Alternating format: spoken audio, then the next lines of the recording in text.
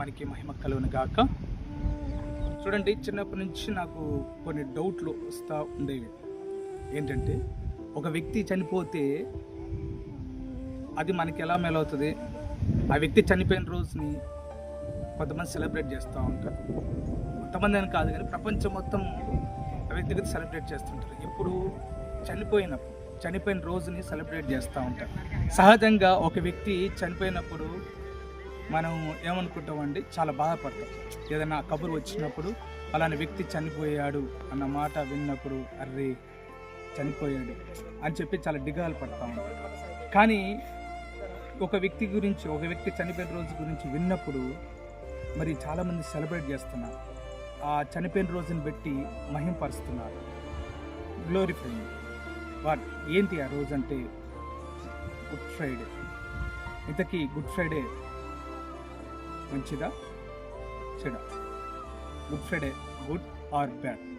అందుకే ఈ వీడియో చేస్తాను. ఎందుకంటే సహజంగా ఇందాక చెప్పినట్లు ఒక వ్యక్తి చనిపోతే మంచిది ఎలా అవుతుంది? బాధ కదా, అది చాలా ఇబ్బందికరమైనది కదా, వినటానికి చాలా ఇబ్బందికరమైన విషయమే కదా.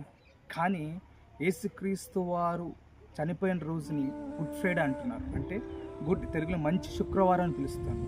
వై? అందుకే ఈ వీడియో చేస్తూ ఉన్నాను. కాబట్టి నాకు చిన్నతనం నుంచి ఆ మాటలు వింటూ పెరిగినప్పుడు నాకు అర్థం కాలేదు. కానీ ఎప్పుడైతే జీసస్ క్రైస్ట్ అని తెలుసుకున్నానో, గుడ్ ఫ్రైడే గురించి తెలుసుకున్నానో, నా ఆలోచన విధానం మారిపోయింది. సో ఈ వీడియో చూస్తున్న వారి జీవితంలో కూడా, ఈ వీడియో చూసిన తర్వాత కూడా మీ జీవితంలో మార్పు వస్తున్న ఆలోచన చేత ఈ వీడియో చేస్తా ఉన్నాను. ఇంతకీ గుడ్ ఫ్రైడే ఏం జరిగింది?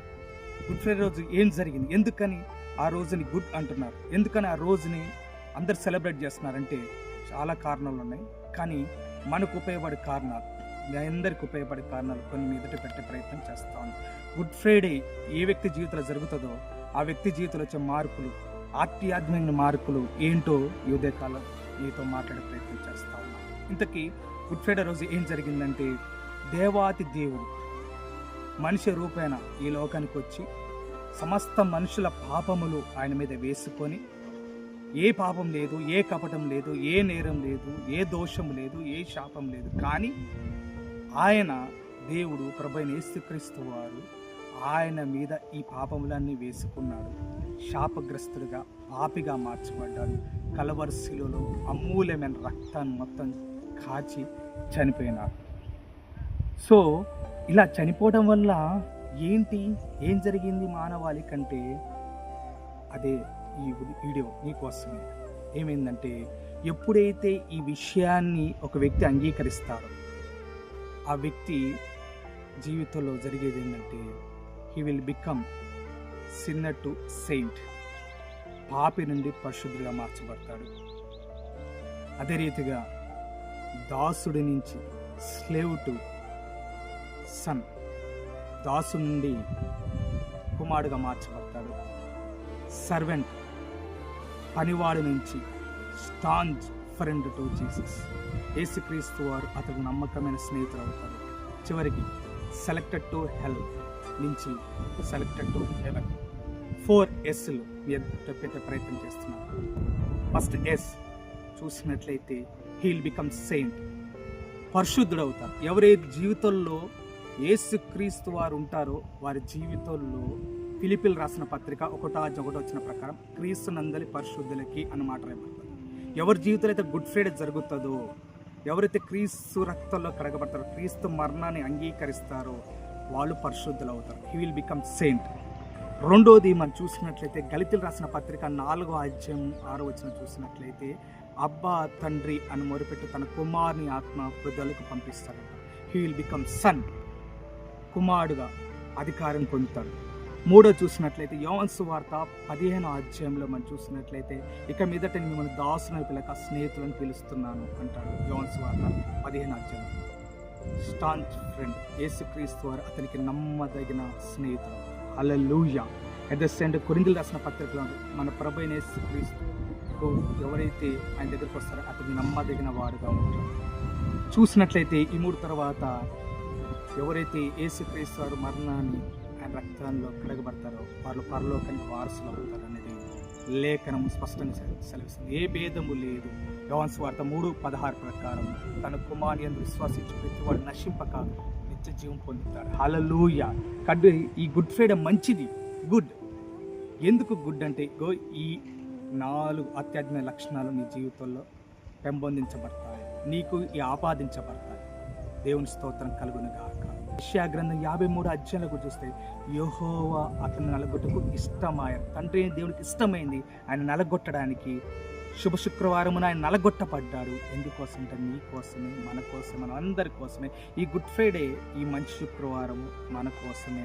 ఇది ఎప్పుడు ఒక వ్యక్తి చెడవుతుందంటే, చూడండి, ఒక చోట ఇలాగ ప్రకటన జరిగింది. అక్కడ ఒక 500 పీపుల్ ఉన్నారనుకోండి, ఒక పాపులేషన్ 500 పీపుల్ ఉన్నారనుకోండి.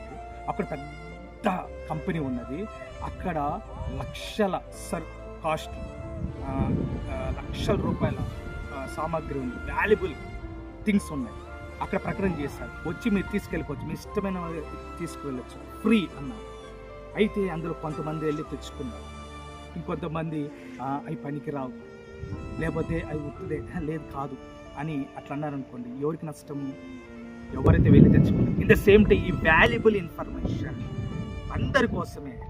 ఈ గుడ్ ఫ్రైడే ఎప్పుడు నీకు చెడవుతుందంటే, ఆయన మరణాన్ని నేను అంగీకరించలేనప్పుడు, ఆయన రక్తాన్ని నేను ఆపాదించుకున్నప్పుడు, ఆయన ఇస్తున్న కుమారత్వాన్ని ఆపాదించుకున్నప్పుడు, ఆయన ఇస్తున్న నిత్య జీవాన్ని ధృవీకరించినప్పుడు ఈ గుడ్ ఫ్రైడే నీకు చేయలేదు. కాబట్టి ఇంకెందుకు ఆలస్యం? చూడండి, మానవుడు స్వతహా పాపి.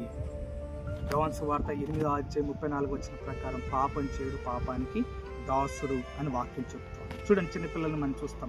ఈ పాప నేచర్ సహజంగా, మీ పిల్లల్ని చూడండి, సొంత పిల్లవాడిని పక్కన పెట్టేసి వేరే పిల్లవాడిని ఎత్తుకుంటే ఆ పిల్లవాడు ఏం చేసి ఏడుస్తున్నాడు. వాడికి ఎక్కడి నుంచి వచ్చింది ఆ జలసీ నేచర్? ఎక్కడి నుంచి వచ్చింది? దట్ ఈస్ పాప స్వభావం. ఆదవ సంక్రతం అలాగ వస్తూ వచ్చింది. అది తొలగించడానికి, మనలో ఉన్న పాప దోషం శాపాన్ని కొట్టివేయడానికి గుడ్ ఫ్రైడే. ఈ గుడ్ ఫ్రైడే నీకు మంచిదని చెబుతూ దేవుడి మాటలు దీవించి ఆశీర్వదించును కాక. ఆమె క్రీస్తు యొక్క శిల్వ బలియాన్ని అంగీకరించు. నీవు పరిశుద్ధుడిగా మార్చబడతావు, నీవు కుమారుడిగా మార్చబడతావు, నీవు మరి యేసు ప్రభువు నీకు నమ్మకమైన స్నేహితుడిగా ఉంటాడు. చివరిగా నేను నిత్య జీవన వారసుగా చేస్తాను. ఈ మాటలు ఈ హృదయంలో వెనుకల్లో దేవుడు అంగీకరించి దీవించును గాక. ఆమెన్. పరిశుద్ధురానికే వందనాలు. ఎంతమంది అయితే ఈ వీడియో చూస్తున్నారో, ప్రభా గుడ్ ఫ్రైడే ఇస్ గుడ్. ఎప్పుడంటే నీ మరణాన్ని అంగీకరించిన, రక్తాన్ని ఆపాదించుకున్నప్పుడు అది శుభమే తండ్రి.